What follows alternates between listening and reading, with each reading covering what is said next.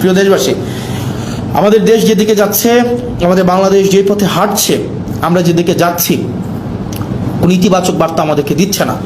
আমাদের যারা আত্মত্যাগ দিয়েছিল তারা যে কারণে আত্মত্যাগ করেছিল রাষ্ট্রের স্ট্রাকচারাল রিফরমেশনের জন্য, কিন্তু দিন শেষে রাষ্ট্রের স্ট্রাকচারাল রিফরমেশন তো হচ্ছে না, আমরা সেটা পারছি না। এটা আমাদের ফেইলিওর, আমরা বারবার বলে যাচ্ছি।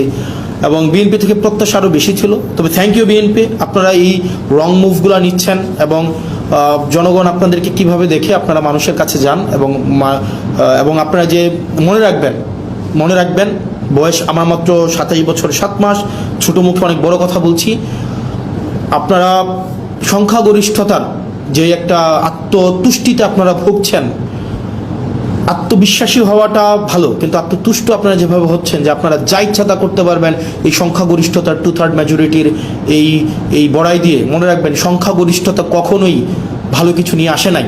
আপনার 96-তে, আপনার 91-তে সংখ্যাগরিষ্ঠতা ছিল, আর at the end of the day রাষ্ট্রের সংকটের দিকে আপনারা নিয়ে গিয়েছিলেন। 2001-এ যখন আপনারা সরকার গঠন করলেন তখন আপনারা হচ্ছেন সংকটের দিকে নিয়ে গিয়েছেন।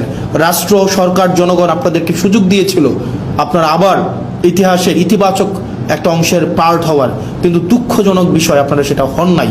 এবং আমাদের অনেক এমপিও আছে বিএনপির মন্ত্রীদেরকে আসলে রাগাইতে চায় না, মনে করে যে এলাকার বাজেট টাজেট বন্ধ করে দিবে, উন্নয়ন কার্যক্রম বন্ধ করে দিবে, তাদের সাথে আসলে সম্পর্ক নষ্ট করে কী লাভ, আবার সম্পর্ক ভালো রেখেও কী লাভ। যেটা সত্য সেটা বলতে হবে।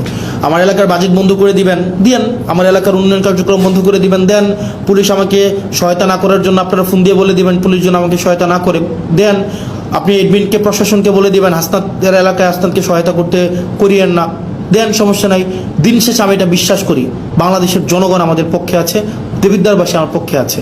এবং আমার বরাদ্দ বন্ধ করে দেওয়া, আমার এলাকার পুলিশকে আপনারা ফোন দিয়ে বলে দিবেন আমাকে যেন হেল্প না করে, কোনো সমস্যা নেই।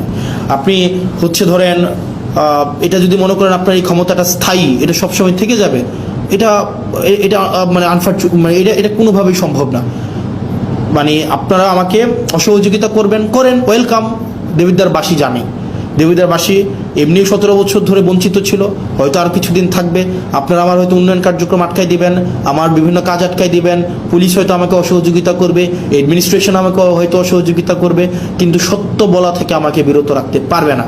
সংসদে চেয়ার তো কি হয়েছে, মানে কি হয়েছে ভাই? একটা লাইফে, একটা জীবনে মানে 2টা ডাল ভাত খায় বেঁচে থাকলেই তো হয়েছে, এর বেশি তো কোনো কিছুর দরকার নাই। মানে মাইরা ফেলবেন, ফাইন, মাইরা ফেললে একটা একটা মহৎ কোনো কিছুর জন্য মৃত্যু, একটা স্বাভাবিক একটা বিছানায় পড়ে মৃত্যু, দুইটা তো সেম না।